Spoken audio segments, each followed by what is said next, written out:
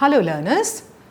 In this session we shall be discussing unit number 14 of the course MGPE 14 titled Education and Green Initiatives. I'm Professor Shubhangi Vaidya from IGNOU.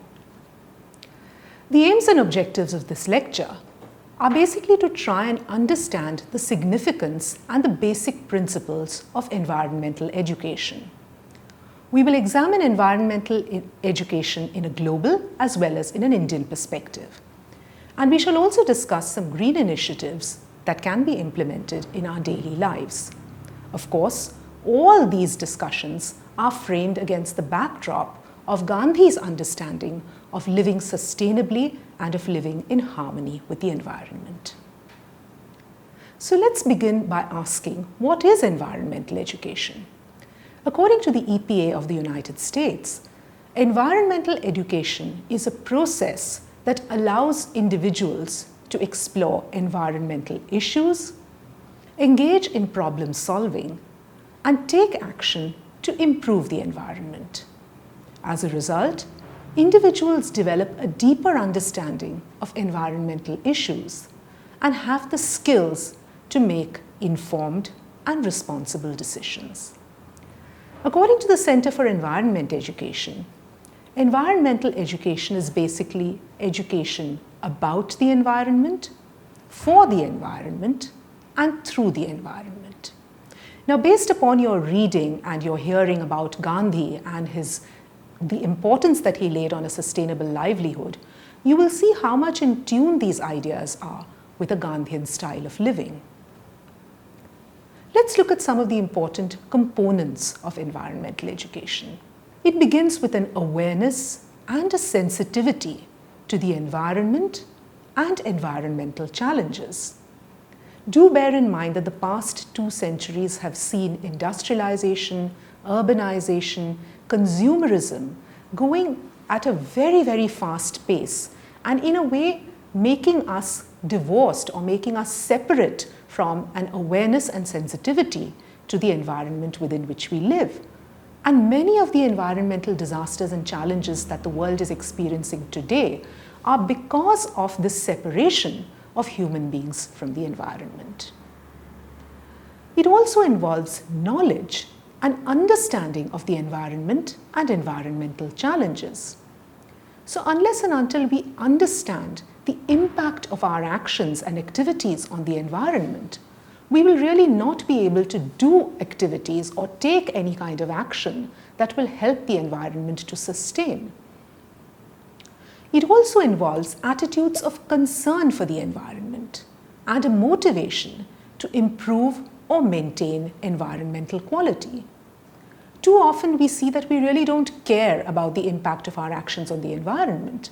We always think that somebody else is responsible for maintaining environmental quality, whereas the truth is that each and every individual, through his or her actions, plays a vital role in sustaining the environment and in protecting the environment.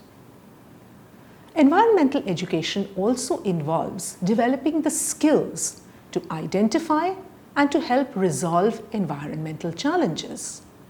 And last but not the least, participation in activities that lead to the resolution of environmental challenges. So you see, environmental education is much more than just book knowledge or more than just information. It also involves participating in these activities, having a hands-on approach to actually implementing the learnings and trying to make a positive difference in conserving the environment. Let's look at some of the objectives of environmental education. It is to understand, firstly, the interdependence of all life on this planet. And this is something that Gandhi set great store upon. He always emphasized that human beings and all other life forms are interdependent, and no form, in a sense, has the right to dominate or dictate terms to the other. We also have to try and understand what constitutes sustainable development. We have used this term sustainable development in multiple ways and across this course. However, it still bears repetition that sustainability is one of the most important goals and one of the most important imperatives of the contemporary times. Another important objective of environmental education is to increase the awareness of how humankind lived in harmony with nature and how the equation has been reversed of late. So this also involves looking at environmental history, looking at the way in which different cultures and communities have lived in harmony with nature. And of course, it also involves making people active participants in the conservation of ecology. So we see that the components and the objectives of environmental education involve a great deal of participation by people in conserving the environment and the ecology. Let's briefly discuss Gandhi's perspective on education so that we can better understand the impact or the importance of environmental education, particularly in the contemporary times. You would recall, in his constructive program, education was given a very, very important place as a means of social regeneration. And you are aware of his extremely innovative concept of Nai Taaleem, in which education is for everybody and education is a hands-on activity in which people are actively involved in changing the world and changing society through doing. So it is learning through doing. Education in health and hygiene is also a very, very important hallmark of a healthy society. A society where the majority of people do not get the basic necessities to maintain health and live in hygienic circumstances and situations is really not a healthy society as such. Gandhi insisted that everyone should breathe the freshest air day and night, and that our water, food, and air must be clean. This sounds so very simple, but when you think about it, we do realize that for a large majority of the population of this world, these simple things, fresh, clean air, clean water, decent food, all these are really getting harder and harder to achieve. We find that in the Sustainable Development Goals also, these very, very basic fundamental necessities of human life are emphasized. Gandhi envisioned that the kind of education which would promote character building and moral superiority would really be the education that would lead society ahead. And, like we've mentioned before, he emphasized that education should be imparted through arts and crafts, and it would at the same time promote local entrepreneurship and creativity.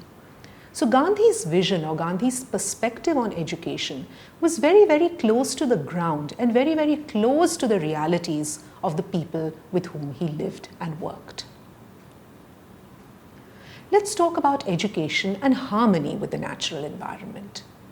Now, education, especially related to natural environment, is essential in order to inculcate respect towards nature and habitat. Any harm to nature in the form of excessive extraction, as was seen in the entire colonial enterprise, reckless use and abuse of resources like completely unplanned industrialization or growth-driven economy really implies. This threatens the survival of humankind, and we are seeing the evidence of this all over the world. Knowledge about and respect towards nature becomes possible only through right education, which inculcates a moral approach towards treating nature as a key aspect of our life. Now, we must emphasize here the notion of a moral approach. What do we mean by this? It means that individuals should be invested really in protecting nature, in protecting all forms of life. So it is not just a bookish education, as we've mentioned. It is something that impacts our value systems. This is something that impacts our morals and our attitude towards life in general. The traditional gurukulas and ashrams, which we are familiar with through our reading of history, tell us that they existed in very lush green surroundings, inculcating harmony with nature. However, if we look around today, we see that modern industrial education seems to be divorced from nature. Green spaces are shrinking, and more we find that children who should be really interacting with nature are being further and further distanced from it. Let's discuss now some of the important principles of environmental education. The first very, very important thing that we must bear in mind is that environmental education is interdisciplinary in nature, and it is a lifelong process. What do we mean by this? By interdisciplinary, we mean that it is not confined to any specific discipline. So it does not just involve science or social science or history or ecology. It involves bringing on board all the disciplinary perspectives through which we can look at the environment and the ecology.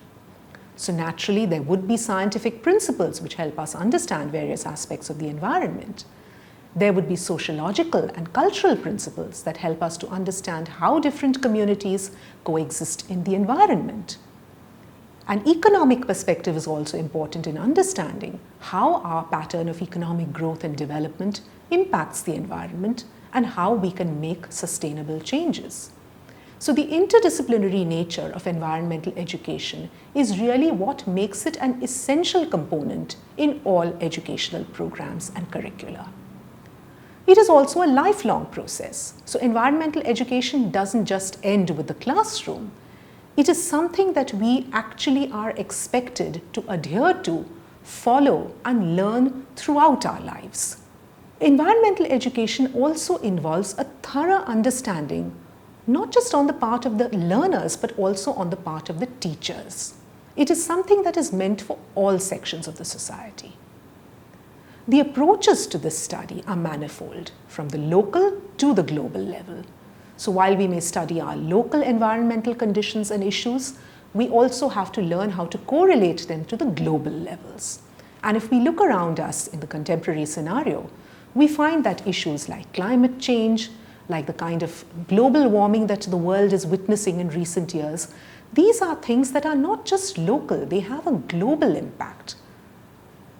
Environmental education also considers every aspect of the environment, from its historical perspective to potential dangers to damage control measures. And of course, very, very importantly, it needs appropriate planning and development of eco-friendly measures. Without this, the whole purpose of environmental education would be defeated. So, in a nutshell, it involves looking at the environment from multiple perspectives, multiple disciplinary angles, from the local as well as the global level, and also planning and developing strategies to mitigate or to deal with the environmental crisis and problems that the world is facing today. Let's discuss environmental protection and environmental education. So as you know, the loss of habitat through environmental degradation is as much of a threat to society as the loss of heritage, because in a sense, environment is also a part of our heritage. The loss of biodiversity hotspots, rare animals like the Tibetan antelope, for example, extinction of even previously very, very common birds that we used to see every day, like the sparrow. It is a tremendous loss of our heritage. It's a huge loss for humanity. It is a huge, huge loss for the world. And harm to the natural habitat is as much a violation of rights, the rights of all living beings, as a violation of human rights. So it is not only human beings who have human rights. Every creature that inhabits this earth has certain rights, has the right to live, has the right to live in its natural habitat. Animal and plant species have an equal right, as we've mentioned, to survive on this planet. And it is the duty of human beings to protect not only ourselves, not only our species, but also the other species. Species are getting extinct at a very, very rapid rate, and this is a serious, serious threat to biodiversity that must be addressed by humans. Environmental auditing is also a very, very important aspect. So environmental auditing basically refers to the assessment of comprehensive project accounting, utilizing money values of gains and costs, coupled to long-term accounts of environmental and social advantages and dangers of particular management decisions. What does this definition mean? It basically means assessing the costs of any developmental project, not just in terms of its economic or financial cost, but also in terms of its social costs. Environmental auditing does tend to get neglected in poor third world countries, where development is seen as the priority. For example, in India, dams have been regarded as temples of progress. The costs are assessed only in economic terms, even though the human costs, such as displacement, loss of home and land, and the social, economic, and emotional traumas are also very great. Let's look at environmental education in the global context. What role has it played in the global agenda? Now, one of the very, very important aspects of environmental education is to ensure sustainability. Teaching about sustainability includes deep debate about normative, ethical, and spiritual convictions. Now, the United Nations Conference on Environment and Development in Rio de Janeiro in 1992 had a very important agenda, that's the agenda number 21, which stated that the educational focus could include the reorientation of education towards sustainable development, the increase of public awareness of environmental issues, and the promotion of environmental training among educators, as well as improving the provision of basic education. The Thessaloniki Declaration of the UNESCO in 1997 mentioned that all subject areas must address environmental and sustainable issues. And this was further endorsed by the Economic Commission for Europe. It was recognized that academics need to incorporate and integrate the ideas on sustainability in the curricula and hold it as a core value. And universities across the world have tried to introduce environmental education as a core component in the curricula. At the Earth Summit in Johannesburg in 2002, participants recommended that sustainable development needs to be incorporated in all disciplinary domains and should be included in all levels of education. Let's look at environmental education in India. Now, the National Policy on Education of 1986 said, in quotes, "There is a paramount need to create consciousness of the environment. It must permeate all ages and all sections of society, beginning with the child. Environmental consciousness should inform teaching in schools and colleges. This aspect will be integrated in the entire educational process." Quote unquote. In the Supreme Court order to the University Grants Commission to introduce a basic course on environmental education at the college and university level throughout the country, we see a very, very important intervention. And this has resulted in environmental education and environmental studies becoming a core component of educational curricula. We also have several NGOs that are working in the areas of environmental education, awareness raising, and sensitization. So it would be absolutely correct to say that in the present times, the environment has become a very, very important area of concern and a very, very important area of work for the academia, for the non-governmental organizations, as well as for government agencies. The new education policy of 2020 also lays great stress upon multidisciplinary and holistic education, and this, of course, includes environmental education.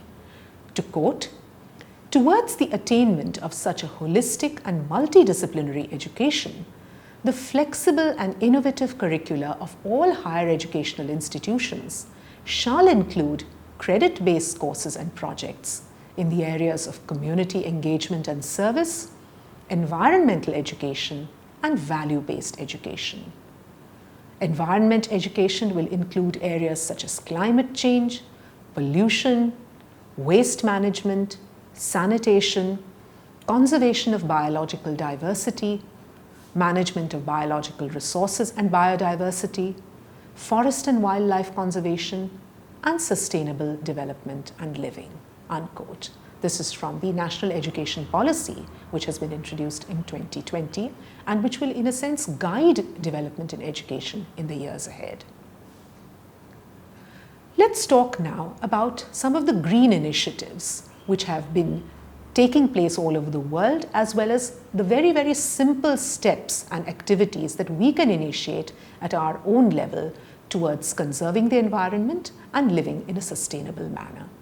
Now, green initiatives pertain to those initiatives that are taken to restore and conserve nature, create a love for nature, and take steps to nurture it. And the agencies involved in this include governmental and non-governmental agencies, academics, scientists, business houses through corporate social responsibility, and so on. Now, these initiatives are taken to protect the plant and animal species, as their rights to survival are widely recognized. And the aim of environmental education, as we have mentioned repeatedly, is to bring about a positive outlook towards environment and to take up pro-environmental actions. We find that all over the world, many educational institutions are located in green areas, with some of them even declaring their campus as green zones. As we've also mentioned, in the earlier times, in ancient period, the Gurukulas were located in pristine forests and surrounded by natural wilderness. In the modern era, we find that Shantiniketan, started by Gurudev Rabindranath Tagore, is a beautiful example of environmental education and a sustainable way of life based upon harmonious association between nature and humans. Gurudev's conception of curricula involving visual and fine arts was very, very much in consonance with nature. And we find that there is a celebration of every season and ceremonial tree planting, which is such a beautiful, sustainable practice to follow. Gandhi's ashrams, as we've also mentioned, also reflected a natural way of life that was eco-friendly. His advocacy of simple living and high thinking suggested a completely different pattern of living to the consumeristic and highly resource-intensive pattern of living that we see in the world today. Gandhi wanted India to be a role model to the world in this regard. In the contemporary times, we find that Gandhi's and Tagore's models offer sustainable and culturally resonant and relevant alternatives. Let's now just look very, very quickly at some green initiatives or some strategies that we as individuals and communities can adopt in our day-to-day lives. Many of these would be very well known to you, but actually going over them and repeating them every now and then does help to reinforce these values in our mind. So we all know about the 3 R's: reduce, reuse, recycle. Waste material in domestic use may be converted to organic compost. A simple step like segregating our waste into degradable and non-degradable. Limiting the use of plastic. You are all aware that plastic, single-use plastic, has become an environmental menace. Effective waste management. Trying to choose products that are recycled. Avoiding use of pesticides because they really cause immense environmental harm and are also harmful for human health, as many studies are beginning to show us. Periodic pollution checks of our transport vehicles. Creating awareness about biodiversity to friends, family, underprivileged communities. Reducing the use of wood products. Reporting incidents of tree felling to the concerned authorities. Making space for parks in residential colonies and in workplace areas. Installing rainwater harvesting systems. Planting of seeds, trees, and taking care of them. Allotting specific days for environmental awareness activities in local communities. Promoting environmental sensitivity. Growing terrace gardens. Avoid littering, particularly in hill areas. Using jute or cloth bags while shopping. Encouraging limited use of paper and making use of recycled paper. Taking active part in heritage walks. Volunteering to conserve the environment. Being kind to animals. Making space in our balconies and terraces for birds and to leave food or water for them. Avoid the use of leather bags or products. Avoid the use of ivory. Introduce greenery in open spaces in homes. and reduce the amount of water that is used on an everyday basis. Avoid the use of plastic bags. Avoid the use of chemical paints for idols during festivals. And put in place energy conservation measures like using CFL bulbs, using solar energy, cutting down use of electrical appliances that use a lot of energy, and positioning our furniture for more usage of natural light. Use of public transport, walking instead of using a vehicle, using bicycles, ensuring access to safe drinking water, maintaining hygiene, and trying to follow a rigorous daily schedule which contains eco-friendly measures. In conclusion, we may say that the Gandhian way of life, which is based on simple living, respect for nature and all living beings, and a harmonious and wholesome coexistence, is really the way forward. The degradation of the environment and ecosystems has been a fallout of the very skewed and destructive path that consumerism and reckless exploitation and extraction of nature have set in place. And the contemporary scenario of high levels of pollution, global warming, climate change, growing incidence of wildfires, floods, and other natural disasters is a very big warning for humankind. Environmental education is a very important strategy to inculcate respect and love for nature. And these green initiatives, which we've mentioned, are simple and manageable steps which display concern for the environment and must be encouraged from an early age. Gandhi's thinking and actions are a very important resource to draw upon in dealing with the present environmental crisis that threatens our very existence. Thank you.